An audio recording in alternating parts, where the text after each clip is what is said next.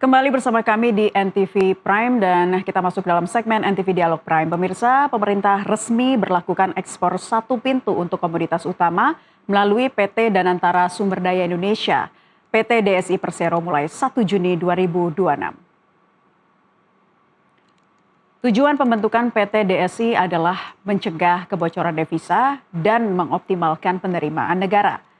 Di tahap awal, PT DSI beroperasi dalam masa transisi selama 3 bulan untuk dievaluasi. Pemerintah menjamin kontrak dagang yang sudah berjalan tetap dihormati demi menjaga kepastian usaha dan kepercayaan mitra internasional. 3 komoditas utama yang dikelola adalah batu bara, kelapa sawit, dan paduan besi atau ferroalloy. PT DSI bertugas mencatat sekaligus mengawasi secara transparan, mencegah praktik ilegal seperti under invoicing, transfer pricing, serta pelarian devisa hasil ekspor.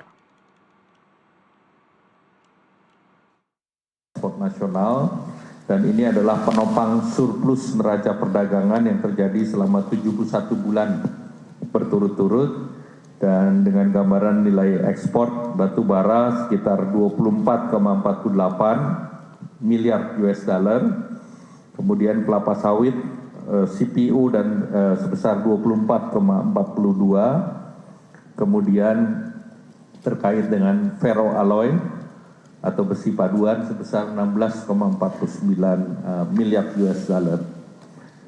Implementasi akan berlaku mulai besok 1 Juni 2026 yang merupakan periode transisi di mana kegiatan ekspor berjalan seperti biasa oleh perusahaan yang bersangkutan. Namun demikian kewajiban bagi perusahaan ekspor untuk melaporkan kegiatan ekspornya melalui ataupun kepada PT DSI sebagai BUMN ekspor. Kita akan bahas lebih dalam soal PT Danantara Sumber Daya Indonesia bersama narasumber yang sudah hadir di studio NTV Prime sore hari ini. Sudah hadir Presiden Komisaris Anticorp sekaligus pengusaha sawit Bapak Nurdin Tampu Bolon. Selamat sore Pak Nurdin. Selamat sore Bu Naila. Terima kasih ya sudah hadir kembali di kesempatan NTV Prime dan juga bergabung bersama kami tenaga ahli utama Badan Komunikasi Pemerintah Fitra Faisal Hastiadi. Pak Fitra, selamat sore. Selamat sore Mbak Naila. Baik, Bang Nurdin. Saya ingin ke Pak Nurdin dulu nih ya, dari sudut pandang pelaku usaha terhadap tata kelola ekspor saat ini. Bagaimana Anda melihat kesiapan infrastruktur khususnya kelapa sawit nasional Pak ya dalam mendukung ini reformasi ekspor SDA melalui PT DSI? Secara apa ya Bu Naila, secara kesiapan daripada perusahaan-perusahaan atau pengusaha-pengusaha atau korporasi untuk melaksanakan daripada sistem ini tidak ada masalah. Tetapi yang jadi bermasalah, yang mungkin bisa bermasalah apabila ekspornya ini masuk melalui daripada DSI itu, ini namanya kan transformasi, transformasi atau reformasi ya, reformasi daripada ekspor.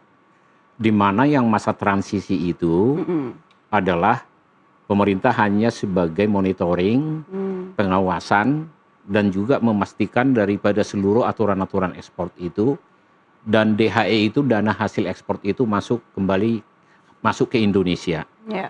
Jadi ini adalah untuk menghilangkan shadow ekonomi kita.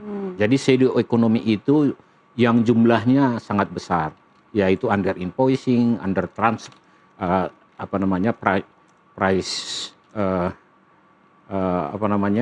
shadow ekonomi itu terdiri dari beberapa itu, yang jumlahnya sangat besar, yaitu kita nomor 2 terbesar di dunia ya. Ini ada grafiknya di layar kaca ya. Iya, di layar kaca itu bisa kita lihat itu India nomor 1, sementara Indonesia di nomor 2 ya. Jadi kalau kita lihat di situ adalah sangat besar. Shadow ekonomi kita itu bentuk umum daripada shadow ekonomi itu adalah perjudian ilegal dan narkotika, yaitu kemudian pinjaman online atau pinjol. Yang ketiga adalah prostitusi dan produk ilegal atau sejenisnya ya. Kemudian ekspor sumber daya alam SDA ilegal. maupun yang underpricing dan lain sebagainya, yaitu produksi yang tidak atau under reported. Ya. Jadi itu jumlahnya ini sangat besar. Itu kalau dihitung-hitung bisa mencapai daripada kalau ditransformasikan per bulan itu bisa mencapai 343 miliar dolar per tahun. Atau setara berapa ratus triliun itu, ya. Jadi artinya miliar dolar itu bukan main, ya. Kalau itu dibagi per tahun sekitar 450 triliun rupiah. Wow. Itulah sebabnya pemerintah membangun atau mereformasi daripada ekspor kita itu supaya yang 454 triliun per tahun ini bisa masuk ke Indonesia. Jadi itu yang shadow ekonominya di bidang ekspor dari CPO batubara maupun ferroalloy yang sedang berjalan. Nah, kalau pemerintah membiarkan ini berarti itu kan merupakan kerugian. Jadi tujuan pemerintah adalah bagaimana mengambil ini sehingga direformasilah ekspor itu. Walaupun kita dengar sekarang ini pemerintah tidak akan melaksanakan ekspor itu secara langsung. Jadi tetap nanti dilakukan oleh eksportir atau trader yang selama ini terjadi, tetapi pengawasan, monitoring dan pelaporan perizinan ekspor semua akan diambil PT DSI. Jadi PT DSI itu tidak akan melakukan. Jadi masa transisi yang ada sekarang inilah nanti yang diteruskan selanjutnya. Mungkin sudah keluar peraturan pemerintahnya atau belum, sedang digarap, tapi pada prinsipnya pemerintah tidak akan mengambil pekerjaan ekspor itu dari yang ada sebelum 1 Juni itu. Jadi harapan saya bahwa seluruh eksportir atau trader dan pengusaha tidak perlu ragu-ragu berproduksi bahwa ekspor tetap mereka bisa lakukan antara seller dan buyer, tetapi harus mengikuti aturan yang dibuat PT DSI dengan reformasi ekspor sumber daya alam 3 produk itu. Pak Fitra ditambahkan tadi kalau kata Pak Nurdin reformasi ekspor SDA ini hindari shadow economy yang ternyata Indonesia peringkatnya cukup tinggi juga ya di dunia. Tapi kalau Anda menilai kebijakan ini seberapa signifikan sih meningkatkan daya saing harga komoditas SDA Indonesia khususnya di pasar global, Pak Fitra?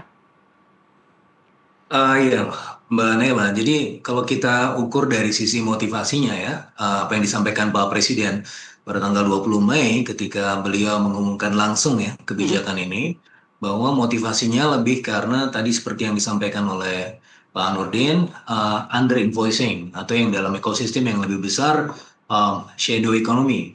Nah, dalam perhitungannya dari tahun 1991 sampai tahun 2024 itu kita kehilangan potensi kekayaan negara 15.400 triliun rupiah.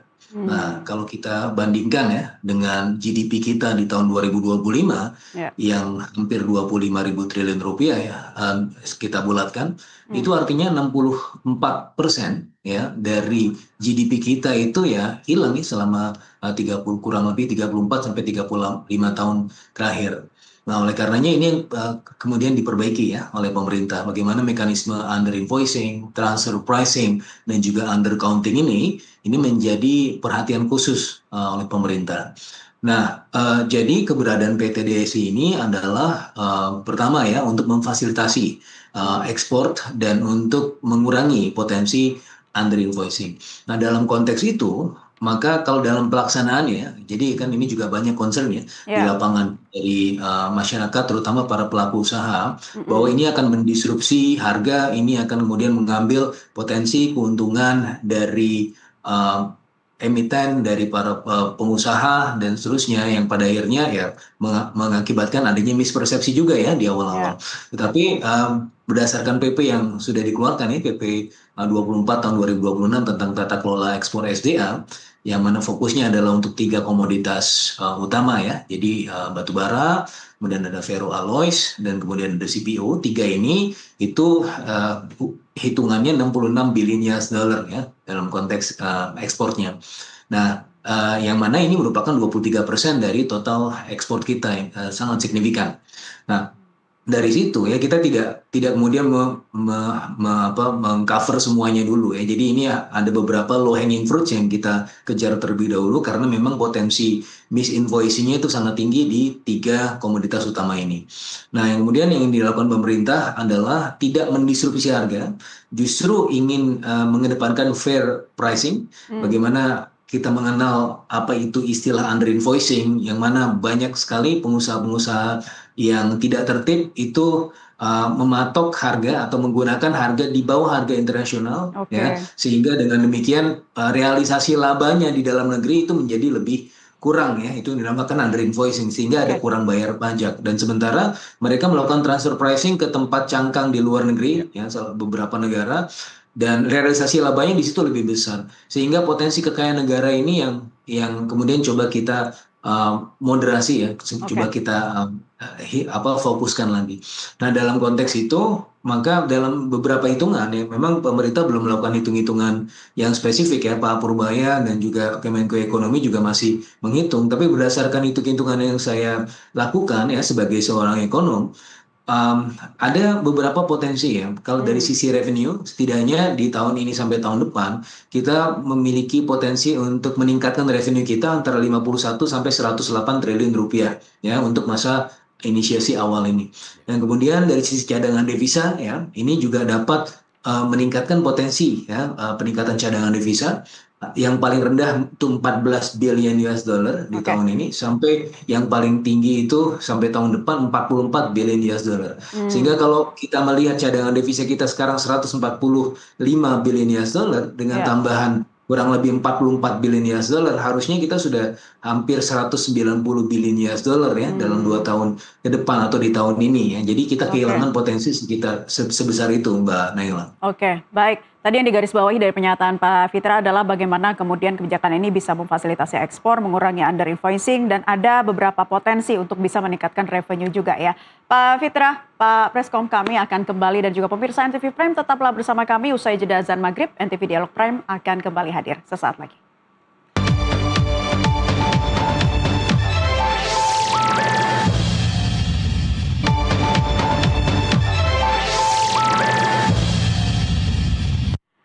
Kembali di NTV Dialog Prime masih membahas mengenai reformasi ekspor SDA melalui PT DSI, dan saya akan kembali tanya ke Pak Nurdin Tambubolon. Pak, apakah kebijakan satu pintu ini efektif juga dalam menekan pungli misalnya? Ya, pertama itu Bu Naila, pertama sekali kalau kita mau mengekspor atau menjual produk kita, ada 5 kriteria yang harus dipenuhi dari eksportir atau trade secara internasional atau global. Yang pertama itu adalah produk itu adalah harus yang termurah, best price. Yang kedua itu adalah best quality. Yeah. Yang ketiga itu adalah the best innovation. Yang keempat itu adalah the best quality, the best delivery. Yang kelima itu adalah trust, kepercayaan terhadap produk itu. Yeah. Jadi artinya pemerintah Indonesia harus mempunyai 5 kriteria ini kalau mau berdaya saing produknya di pasar global. Oke. Jadi sustainable competitive advantage itu atau keunggulan daya saing berkelanjutan itu hanya itu yang bisa berdaya saing di tingkat global. Pasar global, ya. Nah, sekarang DSI harus ikut berpartisipasi dalam mendukung 5 kriteria tadi itu. Oke. Jadi artinya birokrasi yang panjang akan mempengaruhi daripada delivery. Jadi DSI harus bisa memperpendek birokrasi, tetapi tidak mengorbankan daripada pengawasan dan monitoring Ya. supaya maksimal untuk delivery-nya. Oke. Begitu juga perizinannya. Begitu juga daripada dukungan kepada produsen dan trader sehingga kita berdaya saing secara internasional atau keunggulan daripada produk kita di pasar internasional. Sustainable competitive advantage-nya ketemu. Oke. Karena negara-negara yang bersinergi secara di global, Ya. itu apabila mempunyai produk yang berdaya saing di tingkat global. Oke. Jadi kita harus masuk di situ. Dengan kita sebagai pengekspor daripada CPO terbesar di dunia. Juga batu bara termasuk seperti itu. Dan ferroalloy kita juga lagi membangun lebih besar. Kalau kita mau melakukan daripada kepercayaan pasar, trust itu, berarti semua kriteria yang lima tadi itu harus kita penuhi. Kemudian supaya itu bisa terpenuhi, berarti pendapatan petani, pendapatan produsen jangan sampai terganggu dengan sistem ini. Karena sekarang keuntungan pemerintah ya akan berlipat ganda seperti yang dibilang Pak Fitra tadi, bahwa nanti devisa kita sudah meningkat dari 140 sampai dengan 190 miliar dolar dalam 2 tahun ke depan. Dan kita percaya itu apabila ini bisa betul-betul berjalan dengan baik dan bahkan lebih. Perhitungan kita bahkan lebih. Jadi pseudo ekonomi yang terjadi saat ini, jadi kita bisa menjadi price maker di 3 produk itu, yang di CPO dan juga batu bara. Kalau kita price maker, kita bisa mengatur daripada ekspor kita. Bagaimana menaikkan lebih tinggi harga di pasar, bagaimana meningkatkan daripada percepatan yang duluan masuk ke pasar, dan bagaimana produsen ini bisa berproduksi dengan baik. Sehingga nanti sustainable competitive advantage bangsa kita ini akan bagus, pendapatan negara akan meningkat, devisanya akan bertambah besar. Sama dengan apa yang diutarakan teman saya Pak Fitra tadi itu. Iya. Itu yang menjadi harapan kita bersama tentunya Pak ya. Itu harapan kita. Bagaimana penjaga produk kita berdaya saing di tingkat global sehingga kita bisa menjadi price maker. Sekarang CPO itu kan price maker-nya adalah di Malaysia. Apa yang salah? Ya seperti ini. Ya, baik. Pak Fitra, tadi apa yang dijelaskan oleh Pak Nurdin ada 5 kriteria produk ekspor. Nah, bagaimana adanya PT DSI ini bisa salah satunya ya bisa memperpendek birokrasi seperti perizinan misalnya agar kita lebih mampu berdaya saing secara global, Pak Fitra. Ya, jadi keberadaan PT DSI ini adalah untuk meningkatkan potensi efek skala ekonomis ya dari ekspor kita yang selama ini memang kecenderungannya terfragmentasi ya. Jadi Pak Nurdin juga sebagai pelaku usaha tentunya juga tahu ya banyak juga fragmen-fragmen yang terpecah-pecah dari sisi hulu ke hilir ya di CPO sendiri ya. Bagaimana juga ini juga sempat terjadi menjadi semacam pelajaran tahun 2022 ya ketika ada decoupling antara sektor hulu dan hilirnya. Jadi ketika waktu itu harga CPO itu naik, tetapi TBS itu tidak ikut-ikutan naik, begitu ya. Itu kan juga jadi semacam permasalahan ya. Nah dalam konteks ini memang itu bukan merupakan tujuan utama ya. Tujuan utama kita adalah untuk mengurangi praktek misinvoicing. Tetapi di kemudian hari ya perubahan struktur pasar ya yang juga kita yang merupakan goal kita juga ini bisa kemudian memperbaiki ya fragmentasi ekonomi dari beberapa industri yang terkait dengan komoditas 3 besar ini CPO, ferroalloys dan juga batu bara. Dan juga yang tidak kalah pentingnya adalah yang tadi saya sempat sampaikan bagaimana ini juga sempat menghadirkan kekhawatiran dari para pelaku usaha ya dalam konteks tadi ada potensi margin yang mungkin diambil, ada juga potensi harga yang memorinya kalau kita lihat pengaturan harga itu banyak juga para pelaku usaha yang kemudian memorinya kembali ke masa lampau ya. Waktu itu ada BPPC. Padahal ini berbeda sama sekali ya. Kalau dulu dalam BPPC itu kan praktek harganya tidak fair ya. Sementara di sini bagaimana tadi yang disampaikan oleh Pak Nurdin juga, kita ingin mencapai fair pricing ya. Jadi benar-benar harga yang memang mencerminkan nilai ekonominya. Dan itu sudah diatur dalam PP 24 ini di pasal 3-nya, bagaimana nanti kita juga merujuk ya pada peraturan atau mekanisme harga yang memang fair untuk semuanya gitu ya, yang Oke. mengacu pada harga internasional. Dan juga karena kita juga ada peraturan yang lain yang juga menyertainya, yaitu Undang-Undang P2SK yang juga merupakan revisi dari Peraturan Nomor 4 Tahun 2023, dan yang dalam satu klausulnya itu Ya. sudah kemudian menyediakan bursa komoditas, sehingga nanti praktek penentuan harganya juga tadi yang disampaikan oleh Pak Nurdin, Ya. kita tidak hanya bisa didominasi atau harus kemudian berpatokan pada misalnya ya bursa komoditas di Malaysia, yang mana sementara ini kan seharusnya kita yang merupakan dominant player di dunia. Malaysia itu nomor 2 setelah kita, tetapi kenapa bursanya ada di sana misalnya. Nah, ini juga beberapa praktek atau mekanisme pasar yang kemudian kita coba untuk lakukan di sini melalui praktek penentuan harga memakai bursa komoditas, yang juga udah ada Undang-Undang P2SK-nya. Ini merupakan suatu perbaikan ekosistem ya, tidak hanya dari sisi industrinya, tetapi juga dari sisi marketnya, Mbak Naila. Oke, baik. Pak Nurdin, dari kacamata pengusaha begitu ya, menanggapi apa yang disampaikan Pak Fitra tadi, sekaligus apa sih ketentuan yang paling krusial untuk disinkronisasi antara pemerintah dan juga realitas dari pengusaha itu sendiri, Pak Nurdin? Yang pertama ya, pengusaha itu harus jujur. Apa yang dikatakan Pak Fitra itu under invoicing, kemudian transfer price dan lain sebagainya itu harus diadakan. Ya. Tetapi itu kalau mau jujur, dia harus juga mendapatkan daripada dari kejujurannya itu normal profitnya harus dia dapatkan juga. Jadi kalau dia mau jujur, pemerintah juga harus memfasilitasi daripada perizinan dan lain sebagainya. Jangan yang berbelit-belit atau high cost ekonomi. Jadi selama high cost ekonomi itu akan terjadi sembunyi-sembunyi.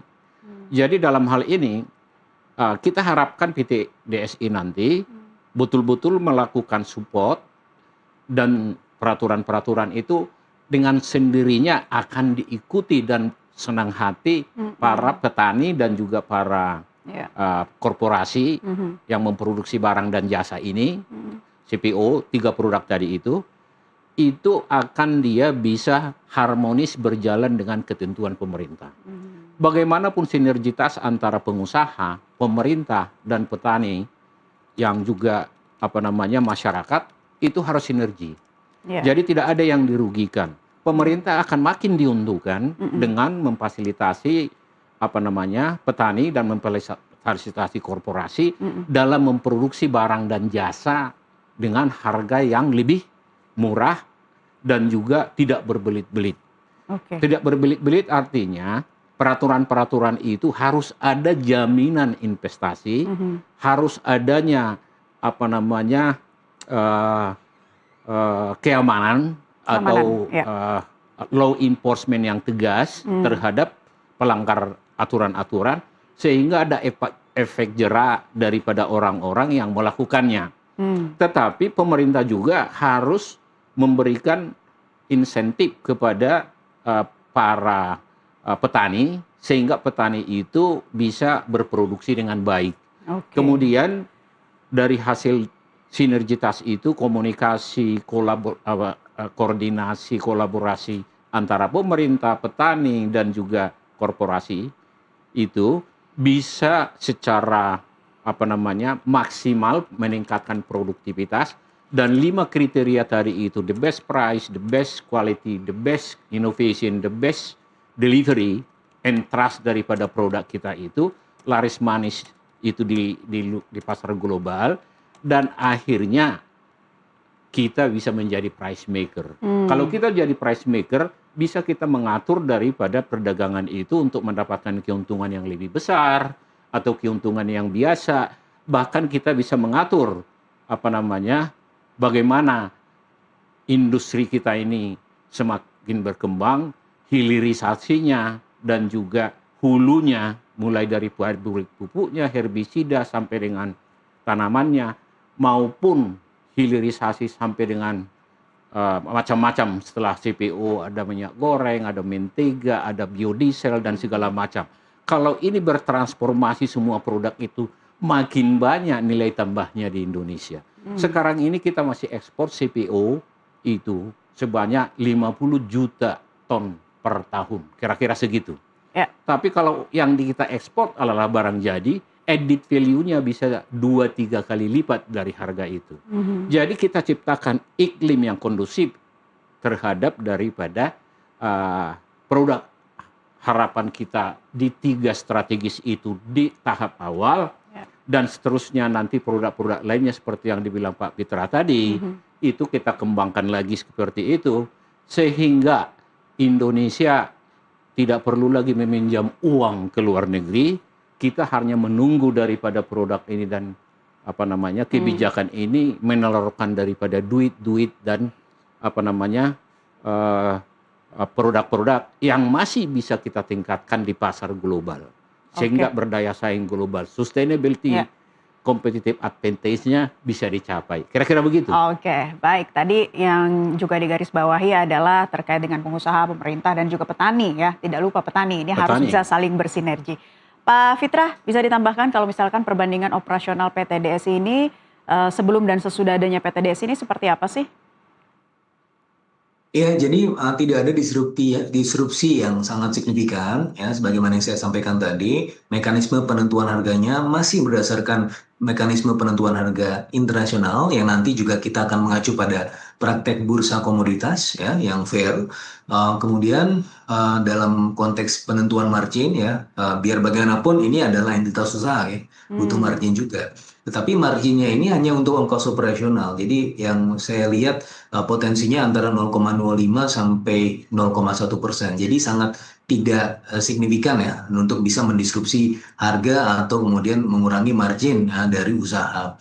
Nah, kemudian dari sisi yang lain ya, kita juga melihat bahwa ada masa transisi. Di masa transisi ini berarti aktivitas dilakukan sebagaimana biasanya, business as usual. Tapi di sisi yang lain ada aktivitas pelaporan atau monitoring ya. Jadi bisnis plus pelaporan di masa transisi ini ya, antara bulan Juni sampai nanti bulan Desember. Itu masa transisi, dan di mana masa transisi ini adalah masa untuk pertama evaluasi, yang kedua adalah untuk fine tuning ya dengan para pengusaha. Bagaimana penyerapan aspirasi. Kemarin juga kita sudah mendengarkan dari beberapa asosiasi, terutama salah satunya asosiasi Apindo, terus ada juga asosiasi PO, ada asosiasi batubara, semuanya itu sudah menyampaikan aspirasinya. Dan dalam waktu 3 bulan sampai 6 bulan ke depan itu adalah masa fine tuning. Tapi setelah itu DSI ini sebenarnya bukan menjadi trader tunggal, tetapi menjadi perantara yang tujuannya adalah oversight. Sekali lagi, dalam konteks ini oversight. Untuk fokusnya adalah mengurangi faktor under invoicing tadi. Jadi bukan menjadi, kalau meminjam istilahnya Pak Doni Oskaria beberapa waktu yang lalu, ini negara tidak ingin menjadi calo dan ingin menjadi monopolis ya. Jadi kalau kita melihat dalam unsur-unsur praktek monopoli yang biasanya ada eksternalitas negatifnya berupa deadweight loss, tapi dalam hal ini mekanismenya mekanisme pasar yang mana sebagaimana biasanya di mana di PT DSI ini dalam konteks operasionalisasinya itu hanya melakukan oversight sehingga tidak mendisrupsi ya bisnis-bisnis yang selama ini memang sudah dilakukan ya secara tertib. Tapi yang memang yang kita ingin bersihkan adalah praktik bisnis yang tidak tertib, yang tadi misinvoicing, undercounting, dan transfer pricing tadi yang pada akhirnya mengurangi ya potensi kekayaan negara kita. Nah di sisi yang lain ini juga menjadi semacam obat ya untuk memperkuat fondasi struktur ekonomi sehingga rupiah kita ke depan juga menjadi lebih memiliki kekuatan yang signifikan ya, karena selama ini kalau kita melihat dalam beberapa tahun terakhir 10-15 tahun terakhir rupiah kita kan memang selalu melemah ya, dan bahkan setiap pengumuman asumsi makro setiap tahun itu juga kita terpaksa mengumumkan asumsi di tahun berikutnya di mana rupiah itu pastinya lebih lemah dibandingkan dengan tahun ini. Dan itu juga terjadi ketika kemarin ada asumsi makro yang diumumkan Presiden bahwa rupiah di tahun depan 16.800 sampai 17.500. Padahal di tahun ini berdasarkan pengumuman tahun lalu rupiah kita 16.000, antara 15.000 sampai 16.500 ya rentangnya dalam konteks itu. Nah, jadi apa yang membuat rupiah kita selalu melemah ya? Salah satunya adalah struktur ekonomi dan struktur industrinya yang belum betul-betul pulih. Nah, maka dalam hal ini adalah usaha awal kita untuk mengubah struktur ekonomi, memperkuat fondasi struktur ekonomi, sehingga pada akhirnya permasalahan-permasalahan yang kita lihat sekarang, termasuk salah satunya adalah rupiah, itu bisa kita carikan solusi jangka panjangnya, tidak hanya solusi jangka pendek. Kemarin yang dilakukan oleh pemerintah dan Bank Indonesia memperbaiki kurva imbal hasil, meningkatkan suku bunga dan seterusnya. Yang memang berhasil ya di jangka pendek. Tetapi selama struktur ekonomi tidak berubah, maka rupiah kita tidak akan memiliki peluang untuk menguat secara signifikan. Nah, makanya ini adalah salah satu inisiasi pemerintah bersama inisiasi-inisiasi yang lainnya, yang juga untuk memperkuat fondasi ekonomi ya, yang pada akhirnya tentunya baliknya atau fokusnya adalah untuk kesejahteraan masyarakat gitu, Mbak Naila. Oke Pak Fitra, baik saya akan tanya lagi nih ke Pak Nurdin. Kalau tadi apa yang disampaikan Pak Fitra fokusnya adalah mencegah praktek under invoicing dan juga transfer pricing begitu ya. Nah bagaimana kemudian hal ini bisa diharapkan ke depannya dalam jangka panjang loh, bisa juga memperkuat fondasi ekonomi di tanah air? Ya, makasih Bu Naila ya. Saya kira cukup jelas diharapkan bahwa dengan reformasi ini semua pihak harus mendukung ini, ya harus mendukung. Kenapa? Supaya underpricing, under invoice, transfer price itu dan shadow lainnya itu sudah transparan. Jadi kalau terjadi transparansi, berarti apa yang kita lihat selama ini yang terjadi dengan kerugian negara yang begitu besar itu bisa tertarik. Tetapi seperti yang saya katakan tadi, utamanya adalah transparansi semua pihak. Korporasi harus transparan, pemerintah harus transparan, dan itu baju bersama. Itu. Jadi kalau sudah dilakukan transparansi yang terbuka, masih ada orang-orang atau korporasi atau siapa yang melakukan, apakah oknum-oknum, itu law enforcement-nya yang tegas. Jadi law enforcement yang tegas ini membuat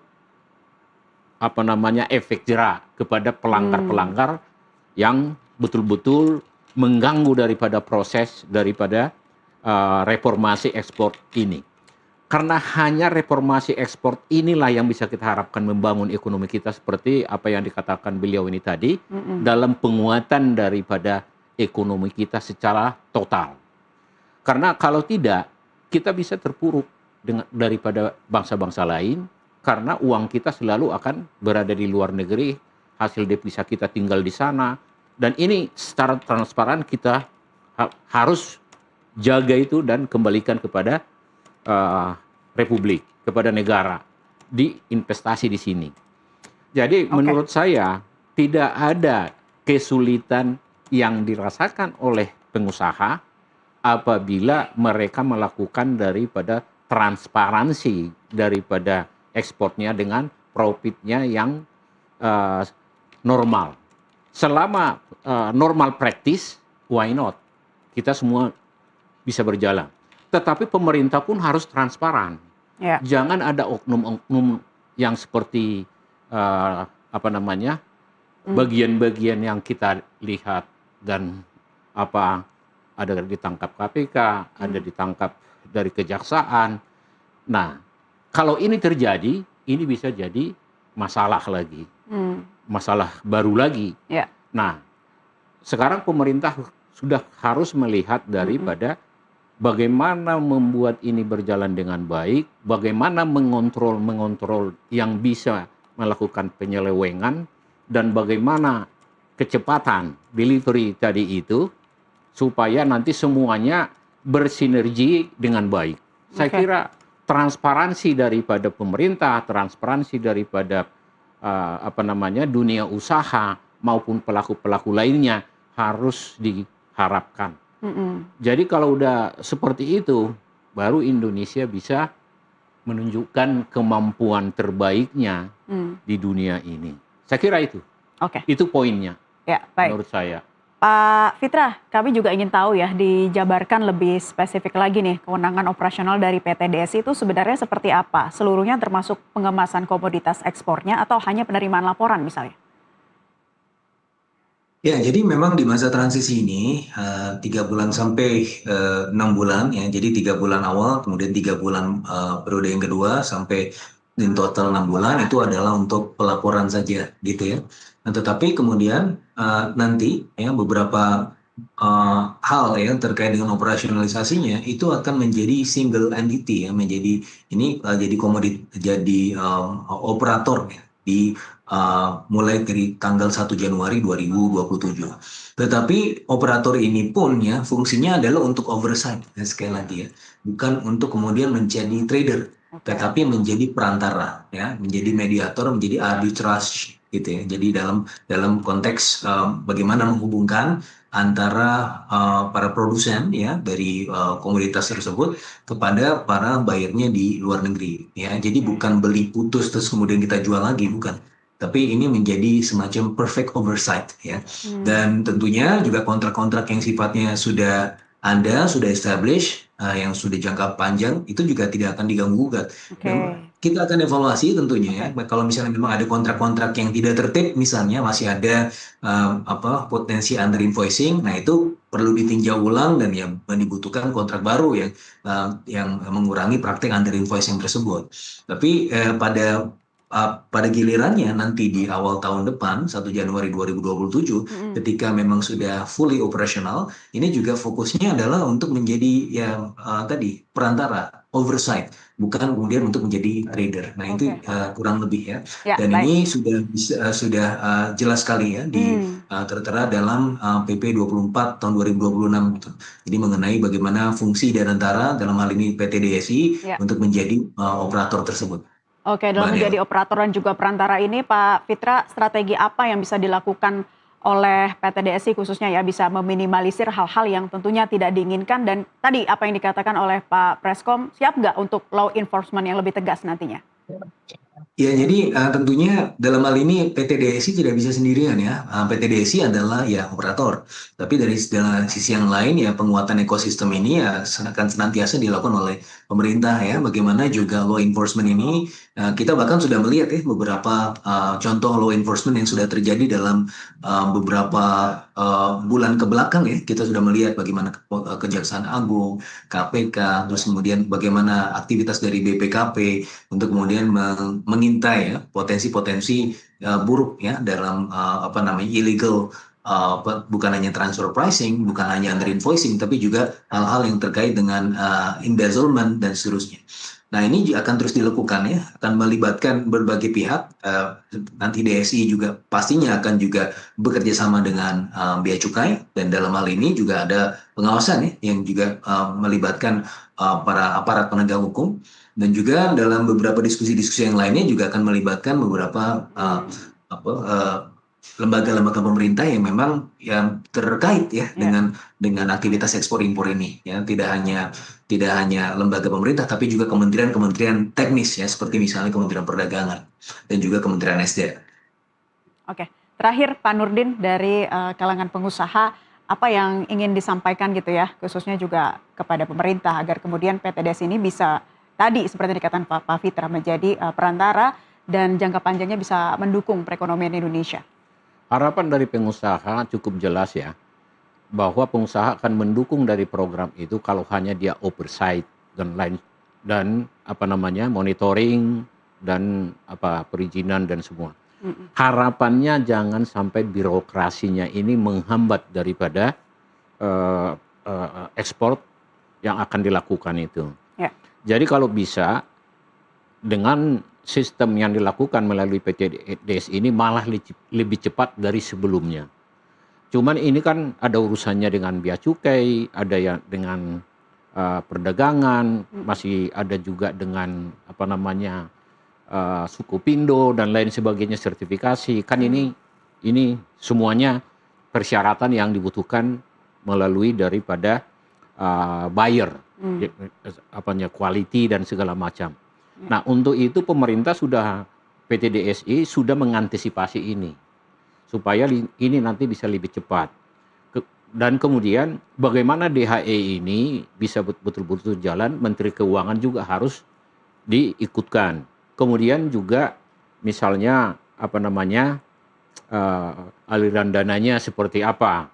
Jadi jangan nanti setelah jalan ini masih belum jelas. Jadi menurut saya harus betul-betul dilihat simulasinya, kemudian pilot project yang dilakukan. Setelah itu nanti berlaku umum lah itu. Para pengusaha atau produsen itu pasti mendukung apabila ini meningkatkan juga kemudahan buat mereka, ya kan? Yang selama ini juga ekspor kita ini bukanlah mudah juga. Itu juga ada hal-hal yang masih tetap juga diperbaiki. Jadi kalau kita mau cepat on, harus juga cepat PT DSI melihat permasalahan-permasalahan yang terjadi saat ini dan juga membuat itu lebih bagus solusinya, dan yang diinginkan oleh buyer dan seller ini harus sama-sama diperbaiki oleh PT DSI bersama-sama juga dengan kementerian dan institusi lainnya yang ikut berkontribusi di dalam melancarkan daripada tugas daripada ekspor SDA ini. Jadi tidak bisa ini ego sektoral. Ini harus betul-betul sinergitas yang bagus dan cepat. Supaya produk kita itu laris manis. Dan kalau terlambat ini, susahnya nanti buyer-buyer kita yang di luar negeri bisa mencari produk-produk itu dari produk lain lagi. Atau kalau misalnya produk CPO kita itu katakanlah produksinya masih terbatas, itu bisa mereka substitusi dengan produk-produk lain. Ya, misalnya rapeseed, vegetable oil, walaupun harganya lebih mahal, tetapi sustainability dari produksi pabrik mereka, industri mereka harus mereka jaga terhadap juga langganan mereka. Kalau kita terlambat kan mereka jadi bermasalah. Jadi ini semuanya rantainya itu, supply chain-nya ini harus dijaga secara continuity-nya berjalan dengan lebih baik lagi sebelum kita melakukan perubahan atau reformasi ekspor melalui PT DSI ini. Saya kira itu yang paling kunci di sini. Kita akan tunggu dalam masa 6 bulan ini ya Pak Nurdin, sampai nanti berlakunya benar-benar pada 1 Januari 2027. Nanti akan seperti apa, terus ada evaluasi, perbaikan, dan sinkronisasi ya antara pemerintah, pengusaha, dan juga itu tadi melibatkan petani juga. Terima kasih Pak Nurdin Tabubolon, Presiden Komisaris Antikorp sekaligus pengusaha sawit sudah bergabung di NTV Prime. Pak Fitra Faisal Hastiadi, tenaga ahli utama Bakom sudah bergabung bersama kami. Selamat beraktivitas kembali. Pemirsa, satu pintu sejuta peluang bagi bangsa. Kebijakan ekspor SDA satu pintu membuktikan pengelolaan yang rapi bisa berdampak positif. Kita sedang menyaksikan transformasi nyata dari negara penyedia bahan mentah menjadi kekuatan ekonomi yang disegani. Mari kita kawal bersama sistem ini demi masa depan generasi penerus. Tetaplah bersama kami, NTV Prime akan kembali sesaat lagi.